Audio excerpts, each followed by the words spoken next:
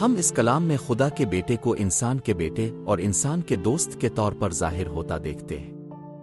وہ اپنی ہر نسبت میں، چاہے وہ بیٹے کی ہو یا دوست کی، حقیقت میں اور سچائی کے ساتھ انسانی ہے، کیونکہ ہر رشتے میں وہ الہی ہے۔ ایک الوہی زندگی کا پہلا سبق۔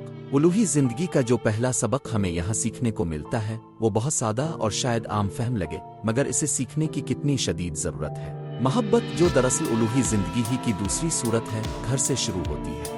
گھریلو زندگی ہی انسان کے مسیحی ہونے کا اصل امتحان ہے۔ گھر میں وہ تمام رکاوٹیں ختم ہو جاتی ہیں جو سماج باہر ہماری انفرادیت کے اظہار پر لگا دیتا ہے۔ وہاں ہم آزاد ہوتے ہیں کہ جیسے چاہیں ویسے رہیں۔ تو ہم اس آزادی کا کیا استعمال کرتے ہیں؟ ہم اپنے اندر کا کیسا چہرہ ظاہر کرتے ہیں؟ کیا ہمارے قریبی دوست اس چہرے کو پہچان پائیں گے جسے وہ پسند کرتے ہیں؟ اگر ہم واقعی مسیحی بننا چاہتے ہیں تو ہمیں سب سے پہلے گھر میں مسیحی ہونا پڑے گا۔ گھر میں اور اس سے باہر بھی ایک عظیم مسیحی خوبی ہمیں نظر آتی ہے جو ہر شاگرد کے لیے معاشرتی رویے کا سب سے اعلیٰ اصول ہے: دوسروں کا خیال رکھنا۔ شدید جسمانی تکلیف کے عالم میں، اس حالت میں جس کا ہلکا سا بھی احساس ہمیں چڑچڑا، خود غرض اور بے سکون بنا دیتا ہے، ہمارے خداوند نے نہایت سکون سے اپنی ماں اور محبوب شاگرد کے مستقبل کا بندوبست کیا۔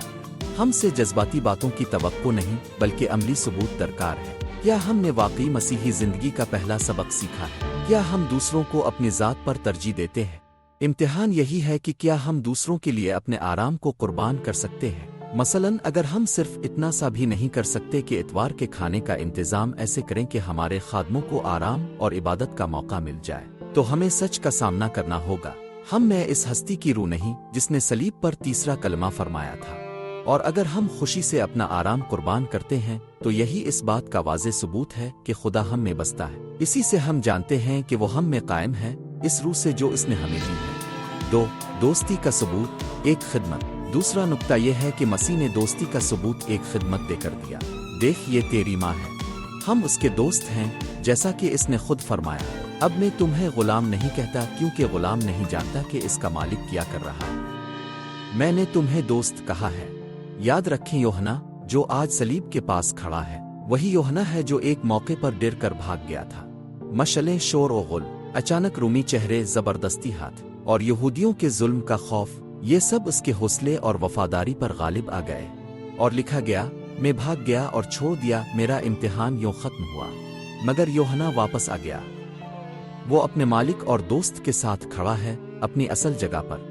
ہم نے بھی وقتا فوقتا اپنے مالک اور دوست کو چھوڑا ہے۔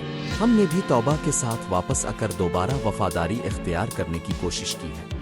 تو کیا ثبوت ہے؟ کیا یقین دہانی ہے کہ ہماری توبہ قبول ہو گئی ہے، کہ ہم ایک بار پھر اس کے دوستوں میں شامل ہیں؟ ایک ہی فیصلہ کن آزمائش ہے۔ خداوند اپنے ہر دوست کو کوئی خدمت سونپتا ہے۔ اگر ہمارے پاس کچھ بھی ایسا ہے جو ہم یسوع کے لیے کر سکتے ہیں، کسی کی خدمت، کسی کا خیال، کسی روح کی مدد، تو یہ اس بات کا پختہ ثبوت ہے کہ ہم معاف ہو چکے ہیں۔ دیکھ، یہ تیری ماں ہے، یہ تیرا بھائی ہے، یہ تیرا بیٹا ہے۔ کیونکہ خدا کے خاندان میں دوسروں کے جسم، ذہن اور روح کے لیے جو کام ہم کرتے ہیں وہ صرف پیشہ ورانہ ذمہ داری نہیں بلکہ براہ راست مسیح کی خدمت بن جاتا ہے۔ مسیح کے لیے خدمت کرنا، یہی اصل جنت کی جھلک ہے۔ یہ کسی ہلکی پھلکی موسیقی یا خیالی منظر سے بلند تر حقیقت ہے۔ 10 شہروں پر اختیار رکھ، یہ ہے اصل انعام۔